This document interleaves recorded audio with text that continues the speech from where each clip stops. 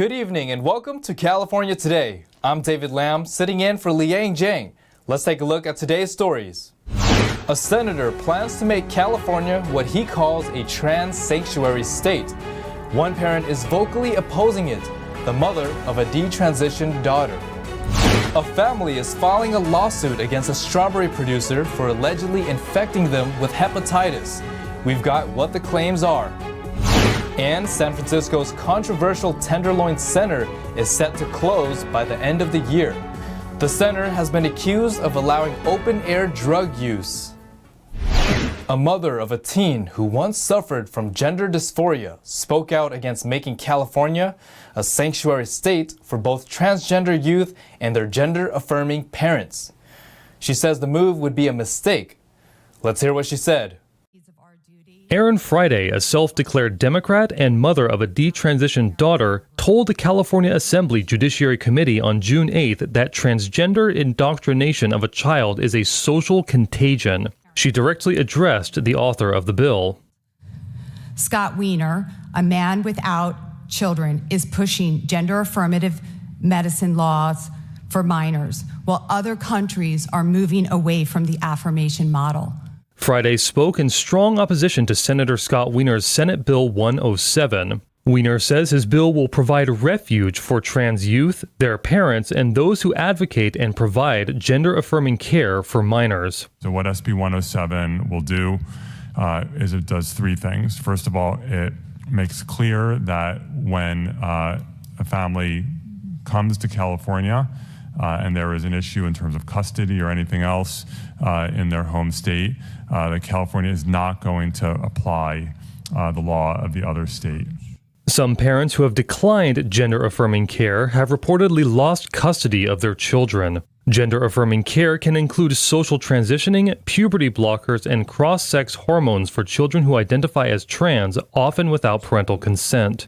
Custody is one of the hardest fought aspects of a divorce, and California cannot just wipe away an out-of-state agreement addressing which parent controls the medical health of a child. In addition to custody, SB 107 would refuse to honor subpoenas from other states that seek medical or other records related to these situations. And thirdly, it would direct police to deprioritize these cases and not enforce out-of-state laws. Courts may order extradition only when required by the U.S. Constitution. Wiener criticized other states for creating laws banning gender-affirming care. It's no surprise that we see the levels of self-harm and suicide, frankly, among LGBTQ youth in this country when we have powerful politicians and states sending these messages. However, Friday disagreed.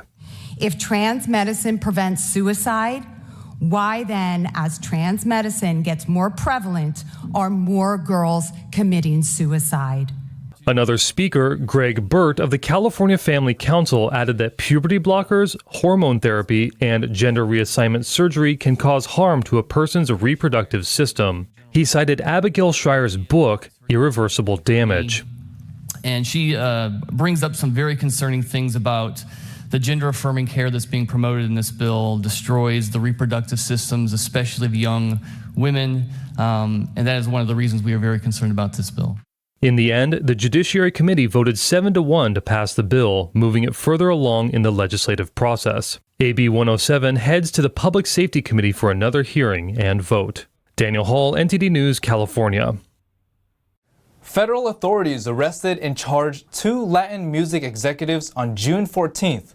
According to the DOJ, they were allegedly doing business with a concert promoter tied to Mexican drug cartels.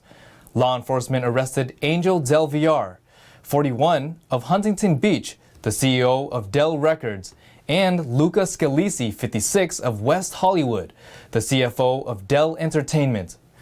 They are accused of violating the Foreign Narcotics Kingpin Designation Act. That prohibits Americans from dealing with foreign drug traffickers.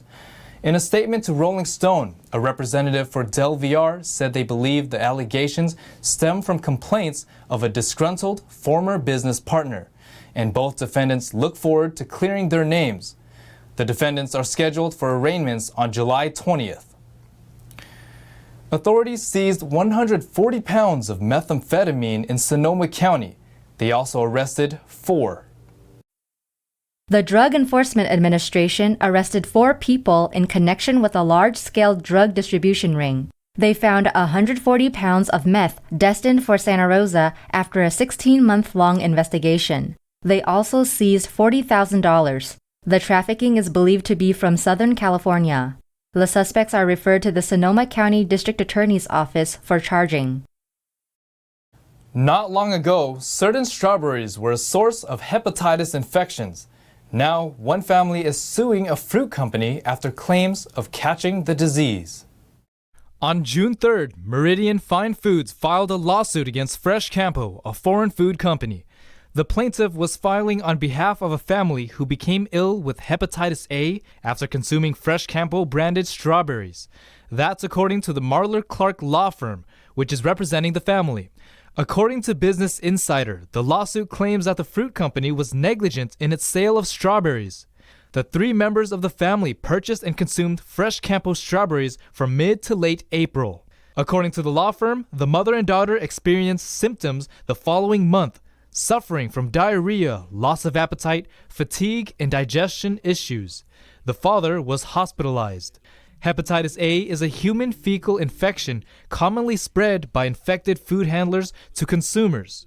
In May 2022, the Food and Drug Administration launched a hepatitis A investigation in strawberries from Fresh Campo and another company. It reported a total of 18 cases and 13 hospitalizations linked to the contaminated strawberries imported from Mexico.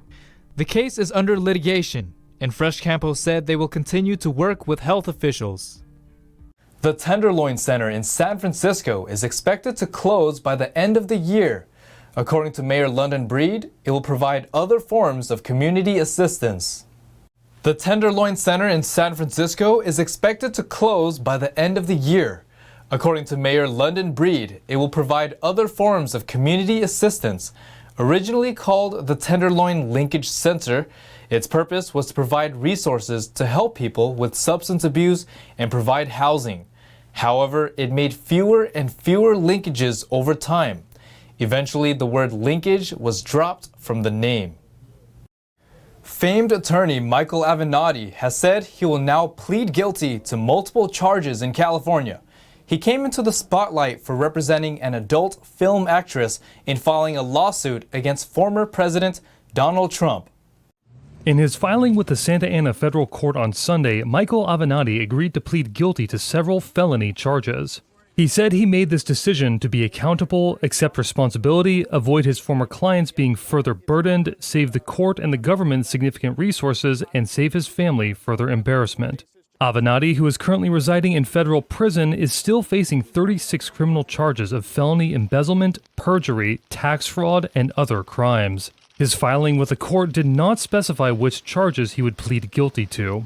Even though a deal has not been formally reached, Avenatti claimed he has made substantial efforts with prosecutors in hopes to reach a plea agreement. But prosecutors have said they would want Avenatti to confess to all the alleged charges and have him waive his rights to any appeals. The new plea filing comes shortly after a New York judge sentenced Avenatti for convicted charges of extortion and identity theft. Avenatti came to fame for representing adult film star Stormy Daniels against former President Donald Trump in a non-disclosure suit. If convicted, Avenatti could potentially face up to 300 years in federal prison. A hearing is scheduled in the Santa Ana Federal Court for Thursday. We're going to take a short break, but here's a look at what's coming up next for you. This weekend looks like it's heading for liftoff. SpaceX has a series of several rocket launches. It's Father's Day weekend. The origin started in the Northwest, where a woman wanted to show her appreciation for her dad. With another NBA win under the belt, one of the Golden State Warriors is putting his mansion up for sale. That and more on California Today.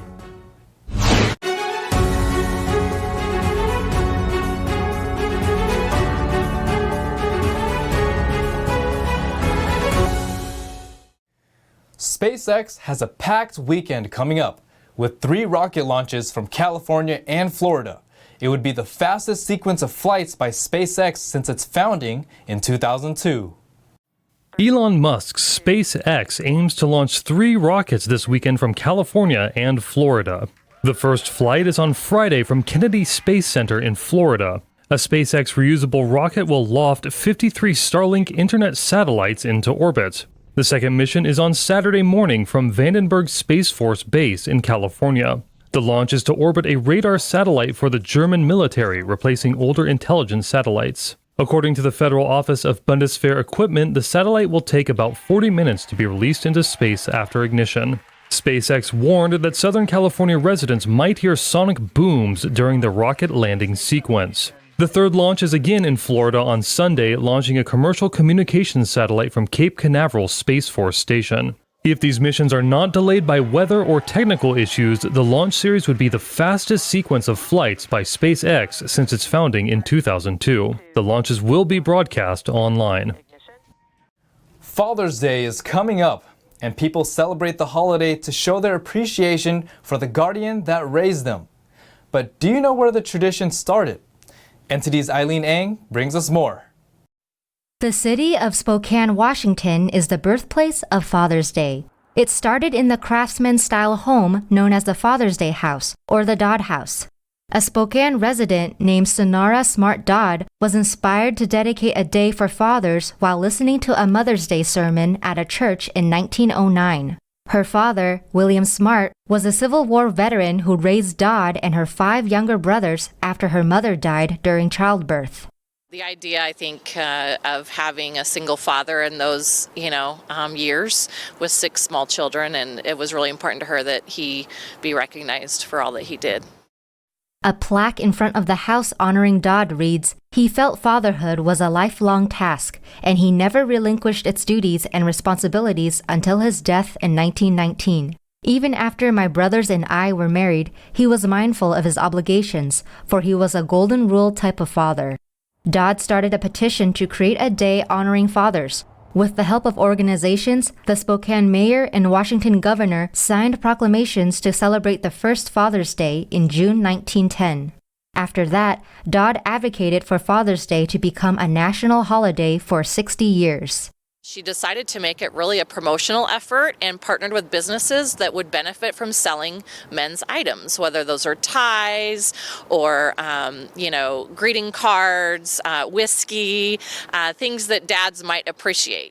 In 1966, President Lyndon B. Johnson declared the third Sunday in June to be Father's Day. 6 years later, in 1972, President Richard Nixon made the holiday permanent. Dodd became known as the Mother of Father's Day. On the 100th anniversary of Father's Day, the National Register of Historic Places added the Dodd home to its list. Now, Spokane celebrates Father's Day just like everywhere else. Eileen Ang, NTD News, Spokane, Washington. A new award-winning film premiered on June 15th in Hollywood. The animated documentary reveals China's continued suppression of freedom of speech, assembly, and belief. NTD's Jackie Rios spoke with the director and audience member to hear more about what inspired the film. Imagine hijacking a live state TV broadcasting system in a country like communist China. If caught, you'll be facing severe consequences. That's the storyline of a new animated movie called Eternal Spring. The harrowing tale premiered on Wednesday night at the TLC Chinese Theater in Hollywood. The director and producer Jason Loftus shared what drew him to make Eternal Spring. He said he and his wife met a kung fu artist named Da Xiong in New York. They eventually learned Da Xiong's personal story and why he had fled his home. So hearing what Da Xiong had gone through and how he had to leave his home behind was really stirring for her, and also for me. I had already a familiarity with Falun Gong and an interest in the human rights situation in China. So just hearing Da Xiong and how he had to leave his home in the aftermath of this TV hacking event was just very dramatic. After seeing Da Xiong's illustration capabilities, Loftus collaborated with him to bring his drawings to life with their animation studio. The animated documentary depicts the story that happened 20 years ago in China. Since 1999, the Chinese Communist Party, or CCP, has persecuted the peaceful meditation practice known as Falun Gong. The actual events here that sparked this story took place now 20 years ago. It's the 20th anniversary of them, and so people might feel that that story is in the past. But what I find is people watching this film are continually saying how it feels so current and so topical, and I realize that people are recognizing that the narrative and the truth and the ability to speak the truth and seek the truth is fundamental. In response to the CCP's attack, a group of Falun Gong practitioners hijacked a state media channel. They replaced nonstop propaganda against their belief, which aired at that time, with videos vindicating their belief. So you look at this story and you might think these individuals sacrificed a lot, their freedom, risked even their lives in order to be able to speak out, and a lot of them suffered very heavily for it. And was it worth it? But then when you see the power that a message can have, where there's so many people now who witnessed what they broadcast and will never look at the Chinese Communist Party's propaganda the same way and may be less willing to participate in the persecution of their fellow countrymen, you recognize the nobility of that action and how important speaking the truth is. The production period took 6 years, and the CCP harassed Loftus in the process. One audience member praised the director's determination. There's going to be many forces outside in this world that are going to bombard you and try to scare you into doing whatever they see is their version of what is right. And I admire him for sticking to his guns and living with integrity and standing up for the Chinese people, because obviously their government isn't doing that. One actress who attended the premiere recalled how emotional the experience was. The movie made me feel really angry, to be honest. There was a lot of people crying in the audience, and it just made me really upset that a government still to this day can punish people for practicing something so peaceful and something so good for our mental health and our physical health. I'm surprised anybody could have any emotion because the theater was just silent for a few seconds, and it was just, we were all in awe of the overwhelming experience that we just watched. It's hard to believe that those stories were actually real and that it's still going on in China right now, and that breaks my heart. The movie touched upon just one of millions of stories of persecution. I think it's really important to watch stuff like this because it's still happening today, even though it's based on a story 20 years ago. What is going on over there, it's so horrific, and that movie didn't even touch the organ harvesting that's happening in China to the Falun Gong who are in detention camps. The film's next screenings will be held in Melbourne, Australia. Jackie Rios, NTD News, Los Angeles. Starting the sports section a little early today. What better way to celebrate winning the NBA Finals than by selling off one's mansion? A Golden State Warriors star's former estate is up for grabs in the San Francisco Bay Area. See if you can predict how much it went for. Steph Curry's mansion was recently listed for sale for nearly $9.4 million in Alamo, California. Built in 2004 and fully remodeled in 2017, the French provincial home is located on a 1.56-acre gated estate. There are a total of 15 rooms in the 10,500 square foot home. There are 4 ensuite bedrooms and 10 bathrooms. There's a lavish primary suite, chef's kitchen, formal lounge, wine cellar, media room, and more. The outdoors consist of a garden of fruit trees, infinity pool, cabana, playhouse, and guest house with sauna. It's decorated with French sculptures, fountains, and outdoor fireplaces. In total, the property spans nearly 68,000 square feet. Now to NTD's Thomas Christian for more sports.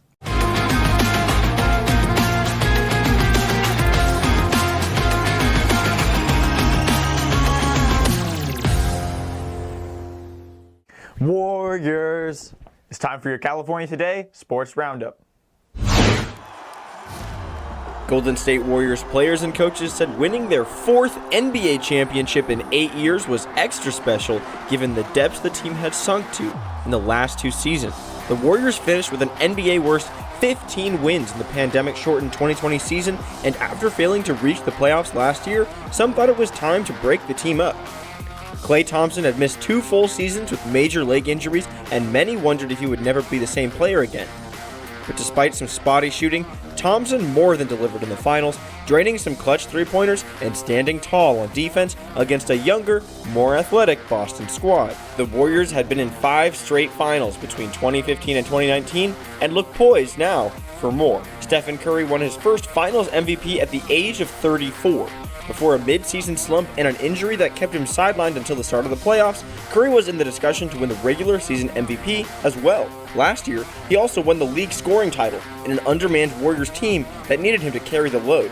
His game is primarily based on skill, not athleticism, and there's no reason to believe that Curry won't age like fine wine and continue to at least be an elite three-point sniper going into his late 30s or even 40s.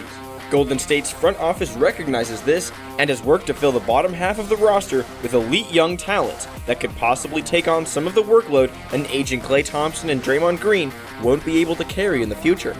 Jordan Poole, Jonathan Kuminga, James Wiseman, and Moses Moody are all highly touted prospects under the age of 22. Andrew Wiggins and Kevon Looney both are under the age of 27. Golden State will prioritize the further development of these budding youngsters and put them to good use, extending Curry's career and the Warriors' window to win championships. As for now, Curry's 4th championship and first finals MVP prove that the Golden State dynasty will not be over anytime soon.